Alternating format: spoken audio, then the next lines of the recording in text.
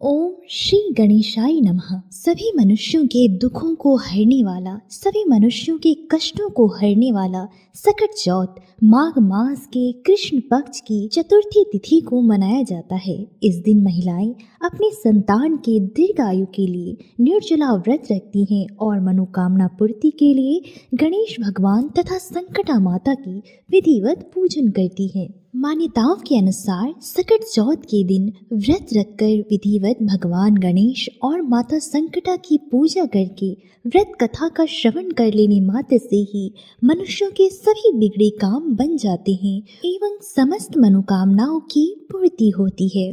अब आप सुने सकट चौथ के व्रत कथा को। गणेश भगवान की कथा सुनने से पहले हम आज सुनेंगे संकटा माता की व्रत कथा को। संकटा माता की व्रत कथा के अनुसार किसी गांव में एक बूढ़ी औरत रहा करती थी। उस बूढ़ी औरत का एक ही बेटा था जिसका नाम था रामनाथ। रामनाथ धन कमाने के लिए परदेश चला गया। अपने बेटे के परदेश चले जाने के बाद बूढ़ी औरत बहुत ही चिंतित और दुखी रहने लगी, क्योंकि उसकी बहू उसे प्रायः ही खरी खोटी सुनाया करती थी। अपनी बहू के इतने बुरे व्यवहार की वजह से बूढ़ी प्रतिदिन चिंतित रहा करती थी और अपने घर के बाहर स्थित कुएं पर बैठकर प्रतिदिन रोया करती थी। एक दिन कुएं में से एक स्त्री निकली और उसने बूढ़ी से पूछा, बूढ़ी माँ, तुम इस तरह बैठकर क्यों रोती रहती हो? तुम्हें किस बात का कष्ट है? तुम मुझे अपना कष्ट बताओ, मैं तुम्हारे दुख को दूर करने का प्रयास करूंगी। बूढ़ी ने उस स्त्री का प्रश्न तो सुना, लेकिन कोई भी जवाब नहीं दिया और रोती रही। लेकिन वो स्त्री भी बार बार एक ही प्रश्न दोहराई जा रही थी। एक ही प्रश्न को बार बार पूछे जाने पर बूढ़ी झुंझला उठी और उसने उस स्त्री से कहा, तुम मुझे एक ही प्रश्न बार बार क्यों पूछ रही हो? क्या सचमुच तुम मेरा दुख जानकर उसे दूर कर दोगी?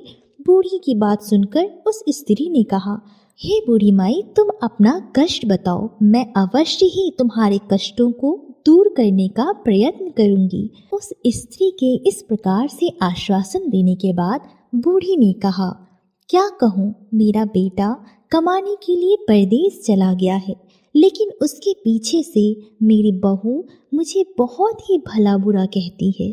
यही मेरे दुखों का कारण है।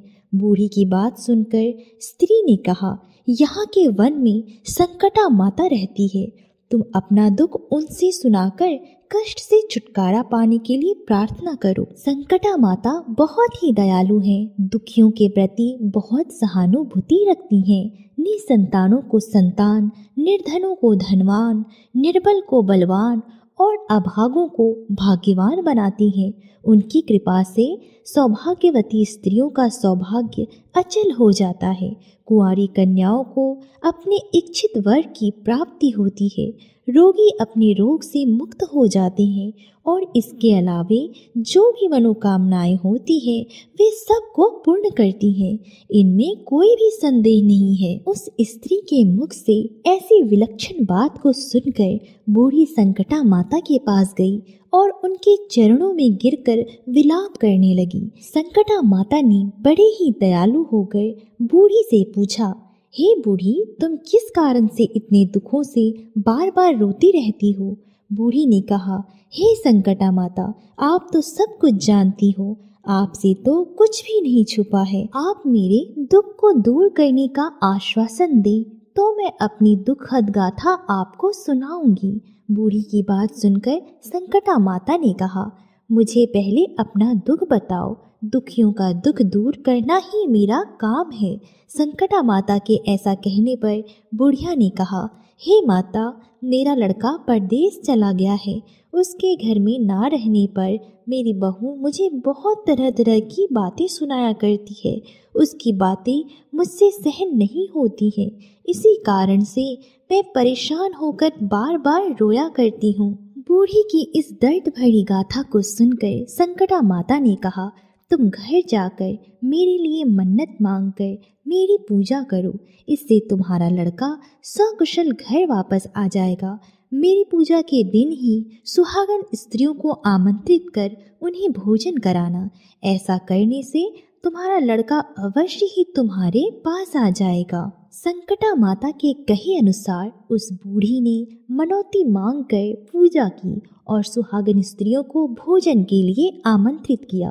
परंतु विचित्र बात यह हुई, जब बूढ़ी ने स्त्रियों के लिए लड्डू बनाने शुरू किए तो उससे 7 की जगह 8 लड्डू बन गए। इस बात से बूढ़ी बहुत ही असमंजस में पड़ गई। ऐसा होने का क्या कारण है? कहीं मुझसे गिनने में तो गलती नहीं हो रही, या अपने आप 8 लड्डू बन जाने का कोई अन्य कारण है?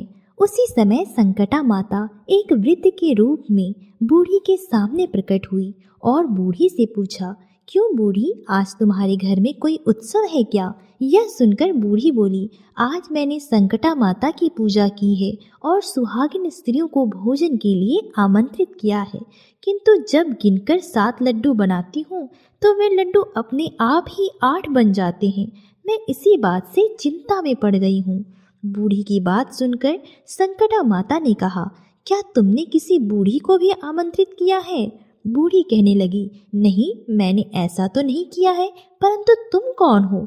संकटा माता ने कहा, मैं बूढ़ी हूँ, तुम मुझे ही आमंत्रित कर लो। ऐसा सुनकर बूढ़ी औरत ने उस बूढ़ी रूपी धारी संकटा माता को भोजन के लिए आमंत्रित कर लिया।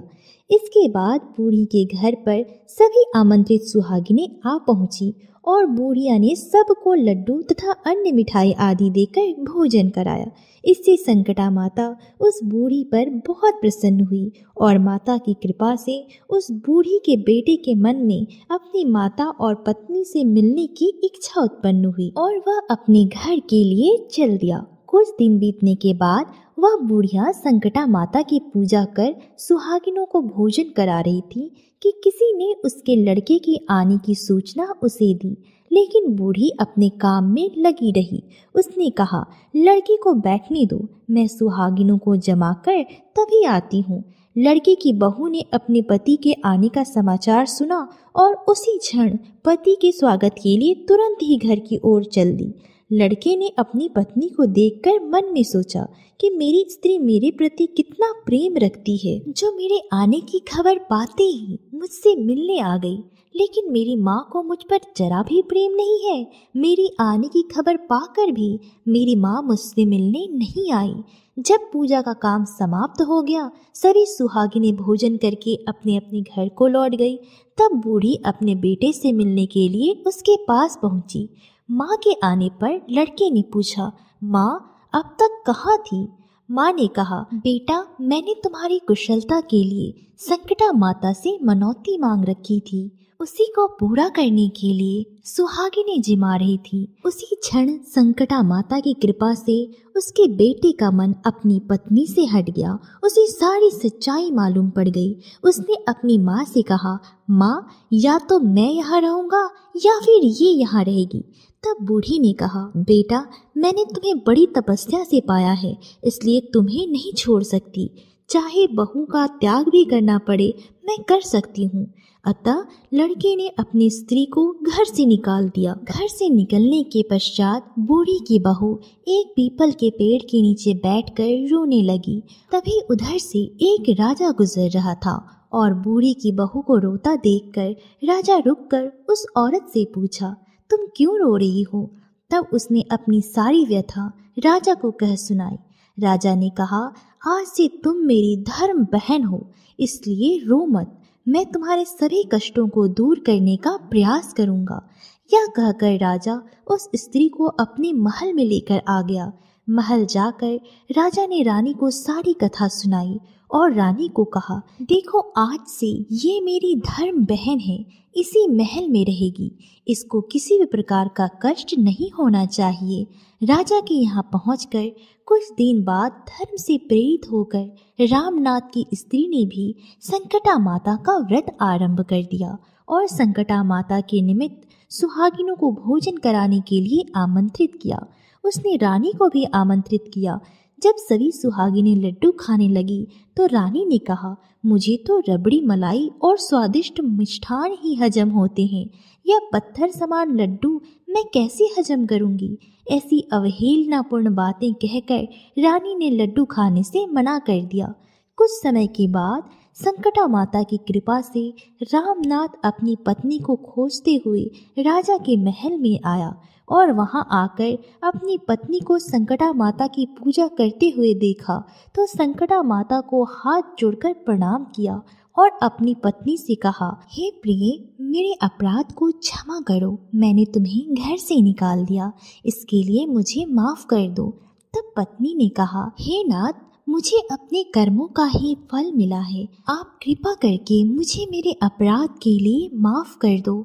इस प्रकार एक दूसरे से माफी मांगने के पश्चात दोनों पति पत्नी अपने घर को चले गए और इधर संकटा माता के प्रसाद का निरादर करने की वजह से रानी पर भारी संकट आ पड़ा। रामनाथ की बहू के जाते ही उनका सारा राजपाट नष्ट हो गया।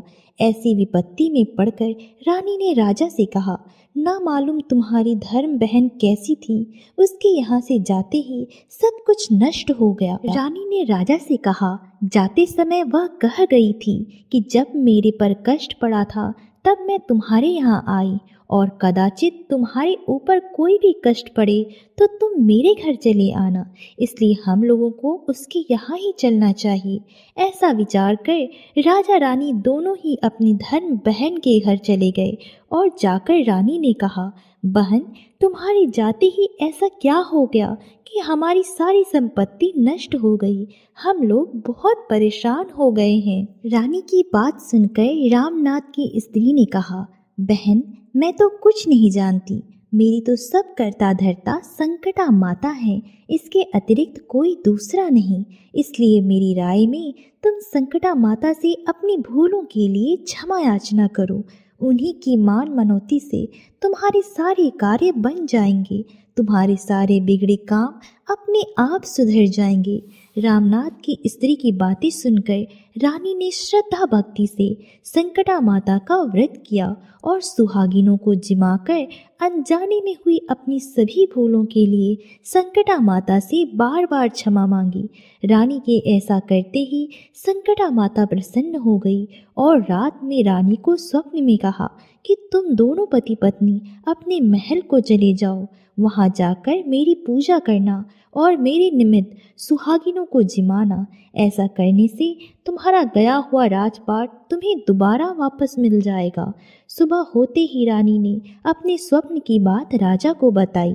रानी की बात सुनते ही राजा उसी क्षण रानी को साथ लेकर अपने महल की ओर चल दिया और महल जाने के बाद राजा रानी ने संकटा माता के कहे अनुसार पूर्ण भक्ति भाव से संकटा माता की पूजा की और सुहागिनों को भोजन जिमाया। ऐसा करने से उनका बिगड़ा हुआ सारा समय सुधर गया और सारा राजपाट उन्हें वापस मिल गया। दोनों राजा रानी पहले ही की तरह राज्य को भोगने लगे। बोलो संकटा मैया की जय। इस प्रकार से संकटा रानी व्रत कथा, संकटा माता व्रत कथा समाप्त हुई। अब आप सुने गणेश भगवान की कथा। पौराणिक कथा के अनुसार सतयुग में महाराजा हरिश्चंद्र के राज्य में एक ऋषि शर्मा नामक तपस्वी ब्राह्मण रहा करता था। पुत्र के जन्म के बाद ही ब्राह्मण की मृत्यु हो गई। पुत्र का लालन पालन उसकी पत्नी ने किया और विधवा ब्राह्मणी भिक्षा मांग कर अपने घर को चलाती थी। उसी नगर में एक कुम्हार रहता था। वह मिट्टी के बर्तन बनाया करता था, लेकिन उसके बर्तन हमेशा ही कच्चे रह जाते थे, जिसकी वजह से कुम्हार परेशान रहता था। एक दिन उसने एक तांत्रिक से पूछा कि उसके बर्तन पकते क्यों नहीं है, इसका कोई समाधान बताएं। इस पर तांत्रिक ने उसे किसी बच्चे की बलि देने को कहा। संकट चतुर्थी के दिन विधवा ब्राह्मणी ने अपने पुत्र के लिए संकट चौथ का व्रत रखा था। इसी बीच उसका पुत्र गणेश जी की मूर्ति को गले में डालकर खेलने चला गया और बच्चे को अकेला देखकर उस कुम्हार ने उस बच्चे को पकड़ लिया और उसे मिट्टी पकाने वाले आवा में डाल दिया। इधर उसकी माता अपने पुत्र को ढूंढने लगी। पुत्र के ना मिलने पर विधवा ब्राह्मणी गणेश जी से प्रार्थना करने लगी। रात बीत जाने के बाद जब सुबह कुम्हार पके हुए बर्तनों को देखने आवा के पास गया तो उसने देखा कि उसमें जांग भर पानी जमी हुई थी और उसके अंदर एक बालक बैठकर खेल रहा था। इस घटना से कुम्हार बहुत डर गया और उसने राज दरबार में जाकर सारी आप बीती सुना दी। तब राजा ने अपने मंत्रियों को भेजा ताकि वह पता लगा सके कि यह पुत्र किसका है और कहाँ से आया है। जब विधवा ब्राह्मणी को पता चला तो वह अपने पुत्र को लेने तुरंत पहुंच गई। वृद्धा के आने पर राजा ने उससे पूछा कि यह चमत्कार कैसे हो गया? तुम्हारे पुत्र को जलते हुए आवा में डालने के पश्चात भी तुम्हारा पुत्र जीवित कैसे रह गया? तब विधवा ब्राह्मणी ने बताया कि उसने सकट चौथ का व्रत रखा था और गणेश जी की पूजा अर्चना की थी। इस व्रत के प्रभाव से ही उसके पुत्र के पुनः जीवन दान मिला है। तब से महिलाएं संतान और परिवार के सौभाग्य के लिए सकट चौथ का व्रत करने लगी। बोलिए गणेश भगवान की जय।